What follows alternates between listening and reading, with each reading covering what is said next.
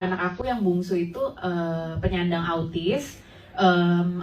Sejak dulu nih, karena aku kan emang ibu rumah tangga ya, jadi emang 24 jam sama anak. Nah, dari dulu itu aku ngeliat ya ada yang beda nih dari anak aku. Biarpun orang-orang bilang, kalau anak laki-laki memang gitu, telat ngomong katanya gitu kan. Tapi sebagai ibu aku punya insting gitu, enggak deh, kayaknya ada yang salah. Nah, jadi dari usia 1 tahun aku udah tahu ada yang lain nih sama anak ini gitu kan. Kok beda sama kakaknya. Nah, di usia 1,5 tahun aku bawa ke klinik tumbuh kembang, dan benar vonisnya itu langsung, ibu ini anak ibu autis gitu, langsung ngomong kayak gitu tuh. Aku inget banget kayak, wow, kayaknya dunia hancur ya gitu, runtuh, nggak terima. Pasti semua orang tua nggak ada yang terima dibilang anaknya autis atau anaknya apalah gitu, pasti nggak terima. Makanya aku sampai periksa ke 8 dokter, profesor segala macam. Aku cek ke psikolog, ke ini kayak itu. Memang semuanya betul bilang jawabannya memang ini autis gitu.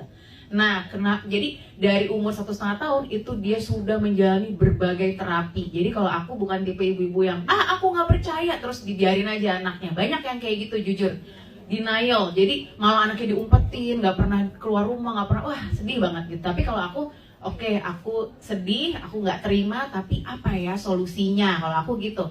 Jadi habis itu aku terapilah si anak aku ini. Tapi teman-teman, itu udah terapi bertahun-tahun, kok kayaknya stuck, nggak ada kemajuan apa-apa gitu. Sampai akhirnya nih 2 tahun lalu nih aku kenal EFC. Aku coba buat diri aku sendiri dulu 6 bulan. Ke suamiku juga, suamiku GERD-nya sembuh total. Padahal tadinya sangat ketergantungan sama obat-obatan lambung ya teman-teman. Sekarang udah bener-bener lepas. Nah, aku coba, akhirnya berani kan. Aku udah coba, suami udah coba, oke, ini produk bagus, aman. Aku kasih lah ke anak aku gitu ya. Aku kasih, wah ternyata luar biasa. Yang aku pelajari ternyata kalau anak autis itu kan memang ada kelainan dari kromosom DNA-nya. Jadi kalau di Amerika itu bahkan sekarang udah bisa dari usia kandungan 1-2 bulan ketahuan nih anaknya bakal autis apa enggak. Dan biasanya digugurin. Kalau udah ketahuan, ini autis, dari air ketubannya itu dicek, ini anaknya nanti akan autis atau Down syndrome. Itu digugurin teman-teman. Nah, jadi memang udah dari sananya tuh mereka kayak gitu, ibaratnya kayak cacat lah gitu ya.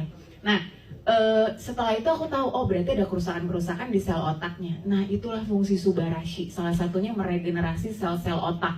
Alhamdulillah sejak konsumsi itu sangat-sangat sampai terapisnya bilang, Bu, Ibu kasih apa? Katanya gitu kan ke abang. Saya kan manggilnya abang.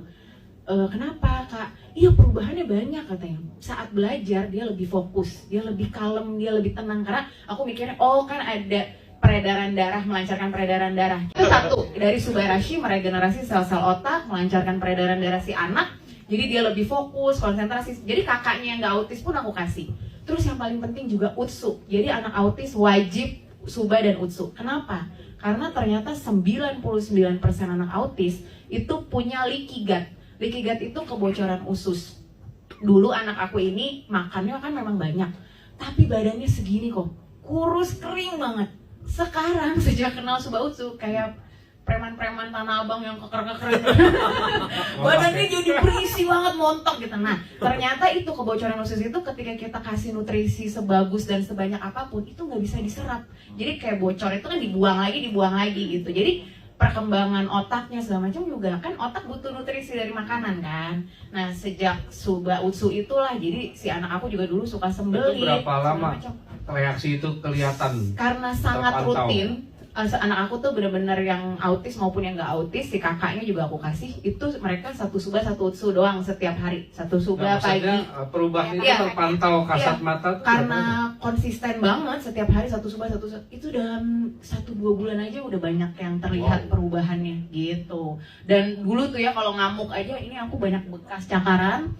Terus dia juga banting-banting kepala, jedot-jedotin kepalanya. Sekarang udah benar-benar nggak pernah yang kayak gitu-gitu, yang benar-benar dia jauh lebih tenang, kalem. Jadi intinya harus konsisten ya gitu. Karena dosis 1-1 tuh udah sangat minim gitu. Jadi kalau orang dewasa sebenarnya kalau bisa jangan 1-1, 2-2 gitu ya.